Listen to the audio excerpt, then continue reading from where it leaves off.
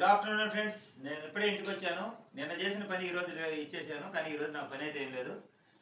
పుట్టగొడుగుల కూర రాత్రి చెప్పాను కదా, పుట్టగొడుగులు తీసుకొచ్చాను. నా పుట్టగొడుగులు అంటే నాటు పుట్టగొడుగులు చాలా రేట్ ఎక్కువ ఉంటున్నారు, కానీ మా ఊర్లో అయితే 150 రూపాయలు అమ్ముతారు కట్ట. రాత్రి మటుకు మాకు 100కి ఇచ్చారు. మా ఊర్లో అయితే పర్లేదు, ఈ రేటు 100 రూపాయలు. అంటే ఈ నాటు పుట్టగొడుగులు ఉరుములు మెరుపులు వచ్చి వర్షం పడ్డప్పుడు మాత్రమే పుట్టనాలలో మొలుస్తాయి అంటాయి.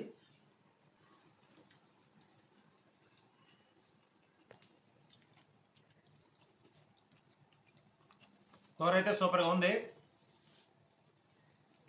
400 ఖర్చు పెట్టాను రాత్రి, బాధపడ్డా. కానీ 400 దాకా ఫలితం అయితే వచ్చింది. మనం మటన్ చికెన్ తెచ్చుకుంటాం. మటన్ కేజీ 900 అదే పెట్టి తెచ్చుకుంటాం. అర కేజీ మటన్ తెచ్చుకోవాలనుకుంటే 450 రూపాయలు అయింది.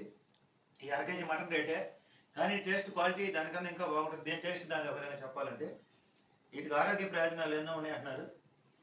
ఏంది నాన్న 3 పూట్ల మన తిండి కావాల జనాలకి? ఎందుకు ఇట్లా పెడతావు వీడియోలు? పూట్ల ఫుడ్ వీడియోలు జనాలకి ఎందుకు టార్చర్ చూపిస్తున్నావు నువ్వు? మన ఒక్కలమేనమ్మ ఫుడ్ వీడియోలు చేసేది, ఇంకెవరు చేయట్లేదా యూట్యూబ్? క్వశ్చన్ నీకా మా ఇద్దరు ఎవరికి వేసినా ఒకటే. కానీ జనరల్ గా జనాలకి ఫుడ్ వీడియోలు అంటే బాగా లైక్ చేస్తారు, ఇంట్రెస్ట్ అనమాట. అది ఆహారం, హోటల్, రెస్టారెంట్ అంటే ఫుడ్ అంటే ప్రతి ఒక్కరు లైక్ చేస్తారు. ఇంకోటి లైక్ చేసేది ఇంకోటి ఏంటంటే గొడవ. ఎవరైనా కొట్టుకుంటున్నా, గొడవలు పడుతున్నా, ఎవరికైనా ఇబ్బందులు, బాధలు ఇట్లాంటి ఎక్కువ లైక్ చేస్తారు. అంటే ఒకటి ఆహారం, కోటి విద్యలు కూటి కొరకే కదని అందరు ఫుడ్ లవర్స్ ఎక్కువ మంది ఉంటారు. రెండోది గొడవలు, ఎవరైనా బాధపడి కొట్టుకుంటుంటే చూసేది ఎంటర్టైన్మెంట్ చేస్తారు అనమాట. ఎంటర్టైన్మెంటే మంచి విషయాల గురించి కాదు, గొడవలు జరిగేవి, కొట్లాట జరిగేది వీటిని బాగా ఇష్టపడతారు. ఇప్పుడు యూట్యూబ్లో సక్సెస్ అయిన వాళ్ళందరూ కూడా ఫుడ్ వీడియోలు చేసినా సక్సెస్ అయ్యారు, లేకపోతే ఈ గొడవలకు సంబంధించిన వీడియోలు పెడుతూ ఎప్పుడు ఏదో ఒకటి వాళ్ళ మీద పెట్టుకుంటూ వాళ్ళు సక్సెస్ అవుతున్నారు. జనాలకు ఏదో నచ్చిందో అదే చేయాలి కదా. అంతే. ఇప్పుడు మేము పెట్టుకోవడం వల్ల మీకు వచ్చిన నష్టం ఏం చెప్పండి? మేము తినే షేర్ చేస్తున్నాము. మా ఫుడ్ ఇలా ఉంటుంది, మేము ఇక్కడ మా ఊళ్ళో ఈ హోటల్లో ఈ టిఫిన్ బాగుంటుంది, మా ఇంట్లో మేము ఇలా చేసుకుంటాము అని పడుతున్నాము. మమ్మల్ని ఆపగలరు, కానీ ఈ ప్రపంచాన్ని మీరు ఆపలేరు కదా. మిగతా ఫుడ్ ఛానల్స్ అందరూ తినే వాళ్ళ దగ్గరికి వెళ్ళి కమెంట్లు పెట్టండి. మా మీద ఎందుకు ఏడ్స్ వస్తారు? కమెంట్లు పెట్టి లైవ్లో ఒకటి గుర్తుపెట్టుకోండి, మీరు ఎంత మానసికంగా అవతలను బాధ పెడితే మీరు అంతే బాధకు గురవుతారు. బ్యాడ్ కామెంట్స్ పెట్టేవాళ్ళు లైవ్లో కానీ ఛానల్లో కానీ. ఎలా ఉందమ్మా కూర బంగారు తల్లి? కూర నిజంగా బాగుంది. మరి నీకు ఎందుకు నచ్చలేదు? నీకు ఎలా ఉంది నాన్న? చెప్పు నాన్న, ఏం చెప్తావు? ఈ కర్రీ చపాతీలకు సూపర్గా ఉంటుంది. ఇంకా వేడి వేడి కర్రీ అయితే అన్నంలో కన్నా కూడా చపాతీలకు ఇంకా బాగుంటుంది. చెప్పాను కదా, సంవత్సరానికి 2 నెలలు దొరుకుతాయి. అది సెప్టెంబర్, అక్టోబర్ నెల, ఆగస్టులో రాలేదులే. సెప్టెంబర్, అక్టోబర్ ఈ 2 నెలలు దొరికేది. అరుదుగా వర్షం పడ్డప్పుడు ఉరువులు మెరుపులు వచ్చిన మాత్రం ఇది తీసుకొస్తారు. ఎక్కడ? అవును, ఎక్కడో ఎతుకుతానన్నావే. నేను పోలేదు, మళ్ళీ వర్షం పడ్డప్పుడు ఎత్తుకుతా పోయి నేను. వర్షాలు పడి ఉరువులు వచ్చినప్పుడమ్మా ఎప్పుడైతే అప్పుడు రావు కదా. ఈరోజు నాకేమంత అనిపించలే కూర టేస్ట్. ఎప్పుడు కలవరించుకుంటే తినేదాన్ని, కానీ బాగాలేదు నిజంగా చెప్తున్నా కదా. చూద్దాం ఆనికి ఇంకోసారి తింటే కానీ అర్థం కాదు. మేము ఫుడ్ వీడియోలు ఏది పెట్టా ఏమో అంటారు. ఫుడ్ వీడియోలు పెడితే ఎప్పుడు నువ్వు తినేదని అంటారు. నీతులు చెప్తే నీ నీతులు ఎవరికి కావాలంటారు. నువ్వు నీతులు ఎవరికి కావాలి అంటారు. ఇంకా పోతే లైవ్ పెడితే నీ లైవ్ ఎవరికి కావాలి, లైవ్ పెడితే నీ లైవ్ ఎవరికి కావాలంటున్నాడు.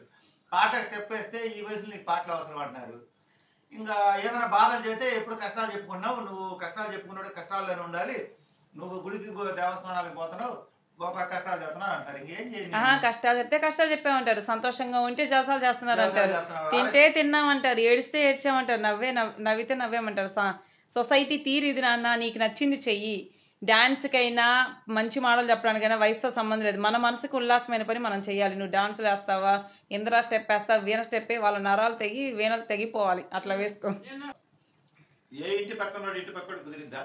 కుదరదు. ఆ వీధిలో ఉన్నవన్నీ ఎవరైనా గొప్ప ఒప్పుకుంటారా?